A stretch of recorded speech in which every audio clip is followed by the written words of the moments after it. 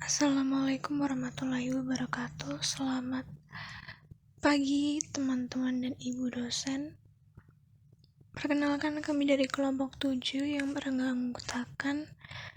Yang pertama ada Zainur Rifai dengan NPM 026, yang kedua ada Rahmatun dengan NPM 029, yang ketiga ada Zarah dengan NPM 041, dan yang terakhir ada Yeni dengan NPM 045.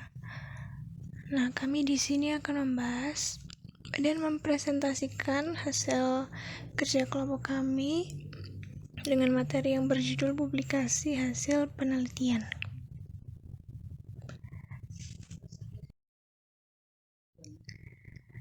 Nah, pada materi kali ini kita akan membahas 3 inti-inti.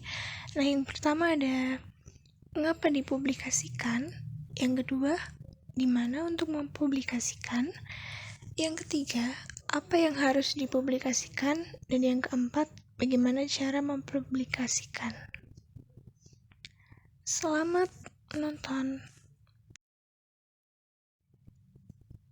Yang pertama, kita akan membahas pembahasan mengenai mengapa dipublikasikan. Nah, banyak sekolah mungkin hanya memiliki segelintir peneliti aktif dan mereka memiliki tanggung jawab untuk menyampaikan pesan penelitian kepada rekan-rekan akademisi dan kandidat dokter pada saat hasil penelitian diasumsikan lebih menonjol di semua sekolah. Imbalan langsung dari keterlibatan penelitian untuk departemen individu dan akademik dapat diklasifikasikan sebagai 1. Aktualisasi diri, 2. Peningkatan kesempatan penunjukan dan promosi, 3. Kemungkinan tenurial yang lebih baik, 4. Peningkatan pengajaran melalui koneksi penelitian, 5. Kemungkinan revisi dari pengajaran atau administrasi untuk melakukan penelitian, 6. Kesempatan untuk memenangkan hibah penelitian, 7. Peningkatan ketersediaan penugasan konsultasi, 8. Perjalanan ke luar negeri untuk mempresentasikan makalah di konferensi bergengsi, 9. Ketersediaan untuk memberikan supervisi penelitian pasca sarjana, dan yang terakhir daya tarik sumber daya melalui mekanisme pendanaan Universitas Nasional. Pembahasan yang selanjutnya yaitu mengenai di manakah kita untuk bisa menerbitkan atau mempublikasikan tulisan kita. Jalan untuk bisa menerbitkan karya akuntansi itu sangatlah luas dan terus berkembang. Pilihan awal kemungkinan akan terletak di antaranya pada buku, bab buku, laporan yang ditugaskan, artikel jurnal yang direferensikan, artikel jurnal profesional, ataukah dari makalah konferensi. Yang pertama yaitu dari buku. Di buku ini peluang untuk tampil di media cetak, kemudian buku itu butuh waktu yang lama untuk ditulis dan jarang mendapat pujian akademis yang setara dengan artikel referensi teratas. Kemudian yang kedua yaitu ada bab-bab buku. Itu memberikan alternatif yang lebih mudah dan berkontribusi pada studi kasus. Dan setiap kontributor itu diminta untuk merubah kata-kata aktual atau dalam kata lain yaitu kita harus memparafrasenya. Selanjutnya yaitu bisa dalam bentuk laporan yang ditugaskan. Laporan ini merupakan laporan yang muncul ketika kita mengembangkan sebuah penelitian. Kemudian laporan ini tidak membawa banyak bobot dengan rekan akademis, tetapi dapat menumbuhkan jaringan industri untuk membangun reputasi dalam profesi. Kemudian bisa juga dimasukkan dalam artikel yang dirujuk. Nah, artikel yang dirujuk ini dianggap sebagai puncak prestasi akademik karena menjadi suatu rujukan. Butuh waktu yang lama dalam penerbitan artikel di jurnal yang direferensikan. Yang selanjutnya yaitu pada artikel jurnal profesional. Artikel ini tidak memakan waktu yang lama untuk ditulis. Kemudian isinya itu tidak harus memberikan kontribusi orisinal pada literatur. Proses peninjauan bisa berlangsung dengan cepat, dan setelah diterima, biasanya artikel ini akan diterbitkan dalam waktu 3 bulan. Umpan balik pembaca yang cepat dan lebih umum dibandingkan artikel yang dirujuk.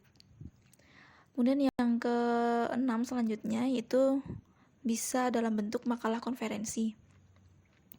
Nah, makalah konferensi ini sangat jarang menjadi tujuan dalam disiplin ilmu akuntansi. Biasanya ditemukan pada pemasaran atau sistem informasi. Dan juga merupakan bentuk dari proceeding konferensi yang diterbitkan. Kemudian, apa sih yang harus dipublikasikan? Program Pitt, Marwick, dan Michel Research Opportunities in Auditing 1976 mengidentifikasi sejumlah karakteristik masalah penelitian yang perlu ditangani agar menarik bagi komunitas akademik, yaitu yang pertama harus menarik, yang kedua harus mampu melakukan penelitian ilmiah dalam hal hipotetis yang dapat diuji dan hasil yang dapat dilihat. Yang ketiga harus berakar pada pengetahuan dan metodologi penelitian yang mudah dicapai. Yang keempat, kumpulan data dan informasi sampel harus ada untuk memungkinkan pengembangan teori dan hipotesis. Yang kelima, masalahnya harus cukup penting untuk menarik dana penelitian. Dan yang keenam, kemungkinan hasil harus menjadi standar untuk membenarkan publikasi di jurnal referensi atau publikasi lain yang dihormati. Selain 6 poin di atas, juga terdapat cara-cara lain, yaitu yang pertama, memanfaatkan layanan peringatan online. Yang kedua, memanfaatkan akses online ke seri kertas kerja. Yang ketiga, membaca abstrak makalah untuk melihat apakah isi dan pendekatannya menarik dan kesimpulan untuk melihat apa yang belum dilakukan dalam makalah ini.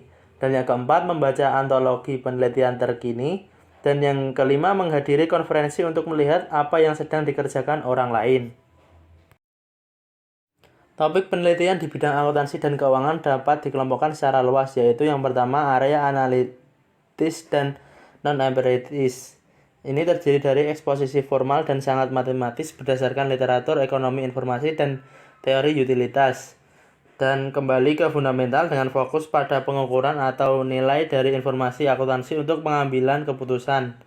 Dan yang terakhir penelitian teori kritis. Untuk yang kedua, empirisme terfokus. Pergeseran dari studi sempit yang ditujukan pada aspek isi informasi dari reaksi harga saham terhadap aspek perilaku, kemudian aplikasi pada institusi tertentu atau yang kurang diteliti. Yang ketiga, struktur sosial politik. Pengembangan berbasis kasus dari badan pengetahuan yang sistematis mengenai akuntansi dalam situasi yang kompleks. Investigasi tidak struktur positif eksploratif berbasis kasus dari praktik aktual. Studi eksperimental berbasis lapangan yang masih sangat jarang di literatur. Dan yang keempat, pengurangan hipotesis. Inferensi statistik berbasis survei untuk menilai pengaruh sistem akuntansi variabel kontingen dan dampak perubahan sistem akuntansi dari waktu ke waktu relatif terhadap pergerakan dalam persaingan dan arah strategis. Semua topik ini dapat dijelaskan dengan akronim NERD, yaitu baru, menarik, dapat direproduksi, dan dapat dipertahankan. Namun, tidak semua pendekatan sama-sama dapat diterima oleh semua jurnal. Sebuah penelitian akan lebih mungkin diterima jika sesuai dengan struktur standar yang menunjukkan adopsi pendekatan ilmiah yang sistematis. Sebuah makalah biasanya akan dikembangkan melalui 5 tahapan berbeda, yaitu 1. Permasalahan penelitian. Pertanyaan penelitian harus ditentukan secara tepat dan dengan cara yang merinci motivasi untuk penelitiannya. Yang kedua, tinjauan teori dan literatur. Tinjauan pustaka harus terkini dan cukup mencerminkan teori yang relevan dan hasil penelitian sebelumnya dan tidak boleh memecah dengan cara yang tampaknya tidak terarah. Yang ketiga, hipotesis. Hipotesis harus didorong oleh teori yang mendasari dan harus cukup untuk menghindari membuat lompatan spekulatif dari teori ke hipotesis. Yang keempat, metode penelitian. Metode investigasi yang dipilih harus konsisten dengan pertanyaan penelitian dan hipotesis. Yang kelima, hasil kesimpulan dan pembahasan. Analisis empiris harus sesuai dengan metode yang dipilih dan harus diarahkan pada pengukuran dan pengujian hipotesis. Makalah harus diakhiri dengan seperangkat referensi yang persis sama dengan isinya, yaitu tidak ada kutipan yang tidak dirujuk dan tidak ada referensi yang tidak dikutip. Materi yang selanjutnya yaitu mengenai bagaimana cara mempublikasikan. Bagaimana cara kita mempublikasikan? Ada banyak pandangan yang bertentangan tentang metode apa yang tepat dan etis untuk menjawab pertanyaan penerbitan. Cara yang digunakan untuk menerbitkan adalah tulis sendiri dari draft kasar pertama, edit draft pertama dengan mempertimbangkan kejelasan, pengertian, struktur, dan urutan materi, serta memastikan ejaan, tata bahasa, dan referensi yang sempurna. Mintalah orang lain di lapangan yang pandangannya dipercaya untuk merevisi, kemudian revisi makalah dengan mempertimbangkan pandangan-pandangan orang tersebut. Lokakarya makalah di satu atau dua universitas lain untuk mencari pandangan khalayak yang lebih luas. Selanjutnya, kirimkan makalah ke konferensi yang disegani di lapangan, misalnya konferensi regional, nasional, atau internasional, tergantung pada waktunya. Yang terakhir, memperbaiki lebih lanjut makalah berdasarkan komentar tersebut dan dikirimkan versi terbaru ke jurnal target. Selanjutnya, laporan wasit kemudian dapat digunakan secara positif dan konstruktif dalam penulisan ulang makalah. 1. Tentukan poin-poin yang dibuat oleh setiap reviewer, biasanya terdiri dari 2, secara terpisah dan diklasifikasikan sebagai kritik mayor mengenai metodologi, literatur yang hilang, dan minor, pelabelan, penentuan posisi catatan kaki. Peninjau biasanya harus memperhatikan beberapa masalah umum. Yang kedua, alamat setiap poin yang ditentukan. Hal ini tidak berarti setuju dengan peninjau pada setiap poin. Jika ada argumen untuk tidak membuat perubahan yang disarankan, maka nyatakan mereka atau peninjau membuat kesalahan statistik dan tidak mungkin mereka terbiasa dengan literatur saat ini di area spesialis yang sempit seperti penulis. Yang ketiga, jangan mencoba untuk membuat perubahan yang hanya window dressing. Mereka tidak akan membodohi siapapun. Kritik utama akan meminta pengerjaan ulang substantif, mungkin melibatkan hasil eksperimen baru, atau penerapan prosedur pengujian yang lebih baik. Demikian pemaparan materi dari kelompok kami. Apabila terdapat banyak kesalahan dalam pemaparan, kami mohon maaf yang sebesar-besarnya. Terima kasih atas waktu yang sudah diberikan untuk melihat pemaparan materi dari kami. Kami akhiri, wassalamualaikum warahmatullahi wabarakatuh.